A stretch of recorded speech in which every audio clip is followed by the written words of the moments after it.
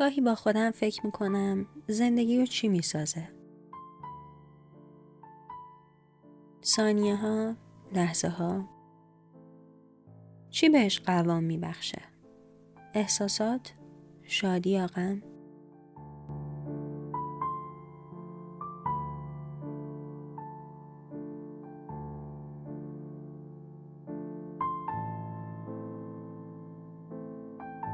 من فکر میکنم تجربه ها. تمام لحظه هایی که با حس و فکر کردن میگذرن غبار پراکنده زمان رو یک دست میکنن. شاید جنس تجربه ها باشن که بهش رنگ میبخشن.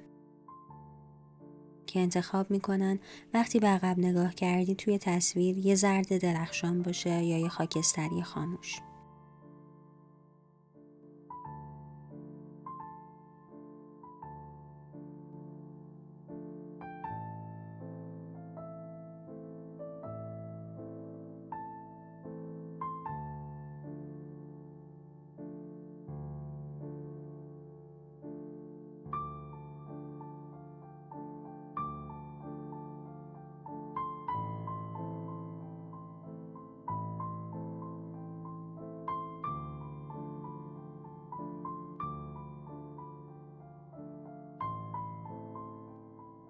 شکل گذر زمان یا شکل زندگی به نظرم نشستن لایه‌های تازه روی لایه‌های قبله. حرکت و تغییر کردنه.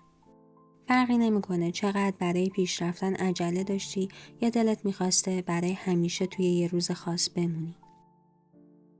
عقربه ها جلو میرن و روی هر لحظه پیش از خودشون رنگ تازه میزنن.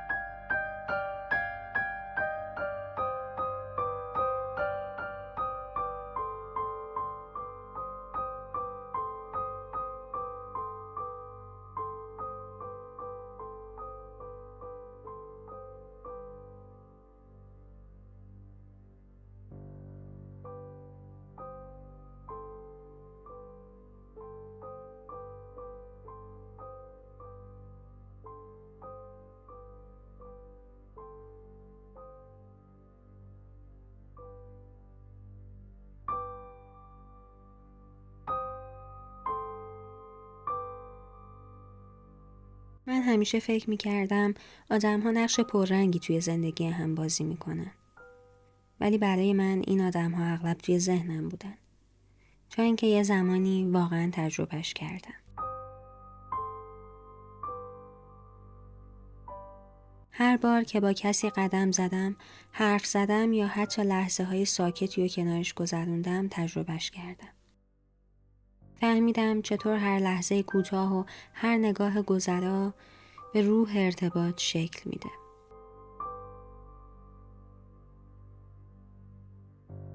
فهمیدم پیچیدگی ها از دل سادگی میان و عمق از صمیمیت های کوتاه و بی‌دلیل شروع میشه.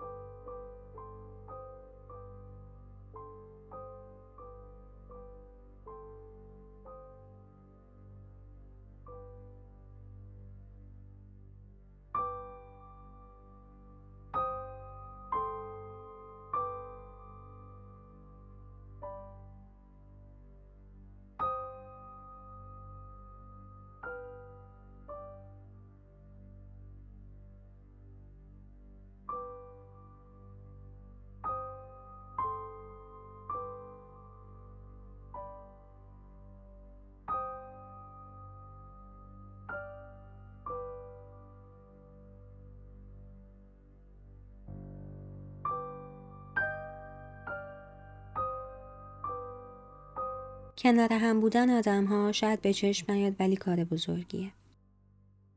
اینکه گرمای دستی رو احساس کنی یا وقتی فکر میکنی تنها ترین موجود دنیا شدی کسی بهت بگه منم همینطور. اینکه کسی برات خوشحال باشه یا تو برای کسی نگران باشی. لحظه هایی که آدم‌ها باعث میشن از هیچ چیز نترسی، از اعماق وجودت بخندی، ترس فرداها و از یاد رفتنها رو به دلت راه ندی مهمه.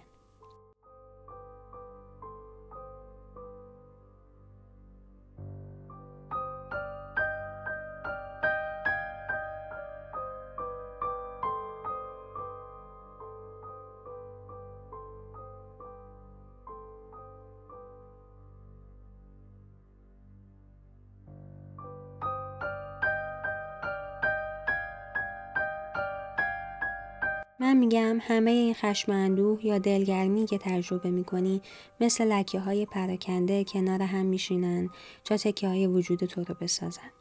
من میگم اتفاق بزرگیه که بتونی با نگاه کردن به کسی خودتو بهتر ببینی. زمان هر چقدر بگذره هیچ وقت نمیتونه اینو از یادت ببره.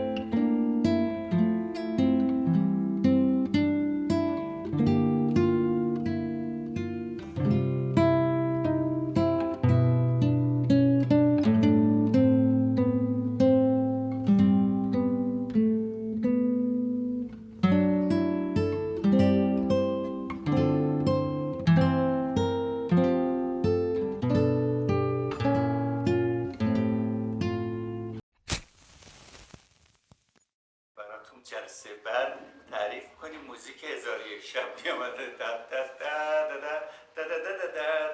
مال به هر حال الانم پس ما تصور میکنم که ما برای اینکه کشته نشیم فعلا سرگرم میشیم تا برنامه بعد. متشکرم.